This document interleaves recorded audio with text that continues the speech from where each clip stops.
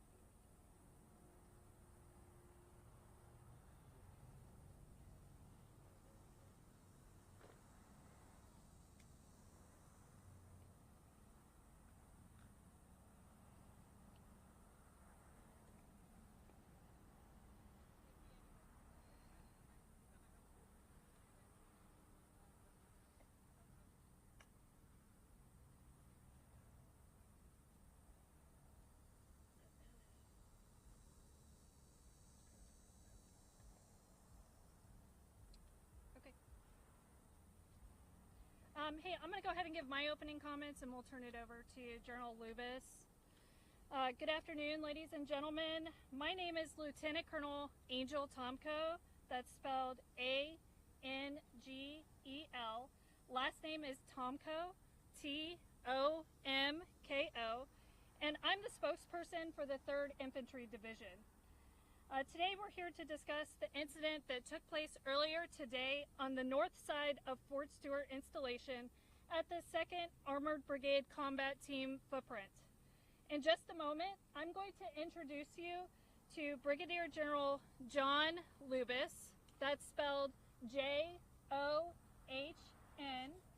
Lubis, L-U-B-A-S. He's the Commanding General of the 3rd Infantry Division. Brigadier General Lubis will make a statement regarding the incident and take a few brief questions. Before we begin, however, I'd like to go over just a couple things with you.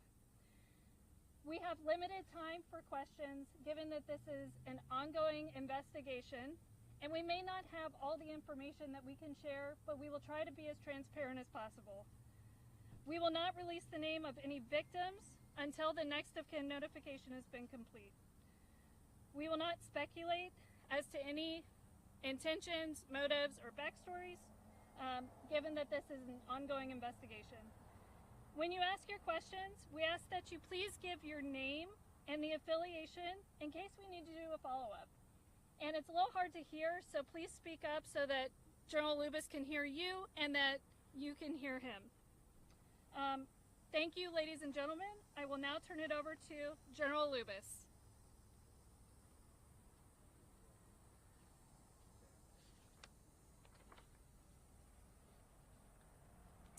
Good afternoon, ladies and gentlemen, and thank you for joining us. This morning, shortly before 11 o'clock, an active duty soldier assigned to Fort Stewart, Georgia, shot and wounded 5 of his fellow soldiers here on Fort Stewart. Thankfully, all are in stable condition and all are expected to recover. The alleged shooter is in custody. We have reestablished security. I have lifted all lockdown measures on Fort Stewart, and there is currently no threat to the local community. I'd like to recognize and thank our Army law enforcement and medical personnel and our partners from local, state, and federal law enforcement and emergency services for their quick response and support. I would also like to thank the brave soldiers who immediately intervened and subdued the shooter. These soldiers, without a doubt, prevented further casualties. Our wounded soldiers were initially evacuated to Wynn Army Community Hospital right here on Fort Stewart. All arrived in stable condition, and 3 of the 5 required surgical intervention. 2 have been transported to Memorial Hospital in Savannah, Georgia for additional care. We have identified the alleged shooter as Sergeant Cornelius Radford, an automated logistics sergeant assigned to 2nd Brigade Combat Team. Sergeant Radford has not previously deployed to combat. Sergeant Radford has been interviewed by the Army Criminal Investigation Division and is currently in pretrial confinement, awaiting a charging decision by the Office of the Special Trial Counsel. Right now, our primary focus is first on caring for our injured soldiers and their families, and also supporting the soldiers of the Spartan Brigade. All of the families of the victims have been notified, and we're wrapping our arms around them and ensuring we provide them all the support that we can. Before I take questions, I want to remind you that this is an ongoing investigation and we're still gathering questions. And ladies and gentlemen, I'll now take your questions. General Lewis will be in Coastal News.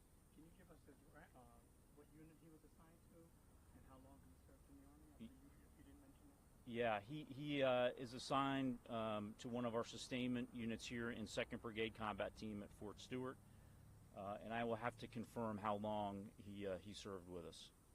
Yes, sir. Russ Bynum with the Associated Press. As best you can, knowing it's so early, can you walk us through where this happened, what happened in the shooting, and were the victims subordinates to the sergeants, or were they people over him in rank? Yeah, right now it's premature, and we're gathering a lot of the information. What we know is this soldier, the shooting occurred at the soldier's place of work. It did involve his co-workers. We're still not certain about the motivations, but again, he's been interviewed by Army investigators, and we believe we'll gain more information here shortly. Yes, ma'am.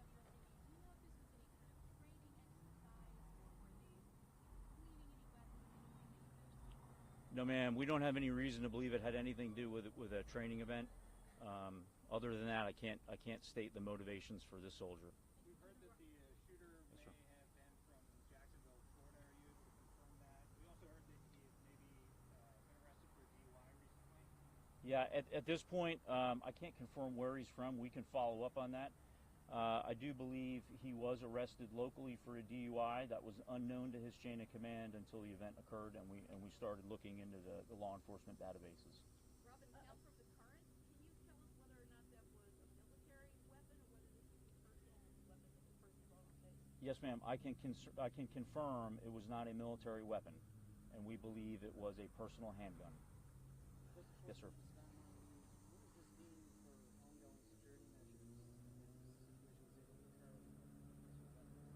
Yeah, I'm very confident in the security of this installation. We've got a great partnership with local law enforcement. As you can see here at our gates, we have armed guards in protective equipment. This one's a bit difficult, and we're going to have to determine how he was able to get a handgun to his place of duty. LCOA News for Jack. Has the suspect had any prior disciplinary or behavioral issues on base? No, ma'am, not that we're aware of. But again, it's early in the investigation, but not that I'm currently aware of.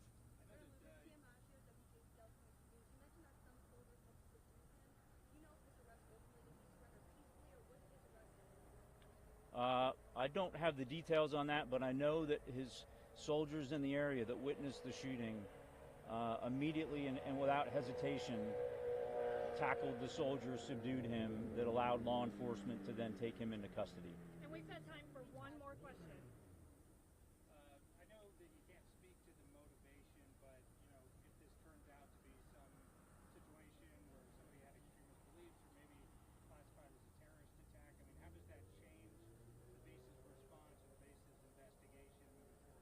Yeah, currently we have no reason to believe any of that is the case. However, we continuously assess the threat environment, both in the immediate area and across our Army and DoD installations, and we will address the threat level accordingly. Yes, sir, he was a sergeant. Ladies and gentlemen, thank you for your questions, and again, thanks to the local responders and the local community for their help. Thanks, and have a great afternoon. Thank you, sir. Hey, I'm going to give you the proper spelling of, I'm going to give you the spelling of the assailant. The first name is Cornelius. It's spelled Q-U-O-R-N-E-L-I-U-S.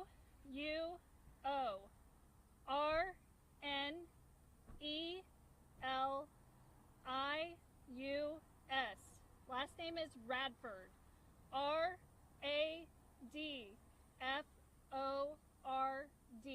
Radford. He's 28 years old. And there was some mention he was second logistics. I didn't get all of that. Yeah, so he is a automated logistics sergeant, a 92 Alpha with 2nd Armored Brigade Combat Team. Hey, I'm going to come off the podium now, but if you guys have additional questions that I can help facilitate stuff, we have a whole team of public affairs back here that's here to help. Could I ask you to just repeat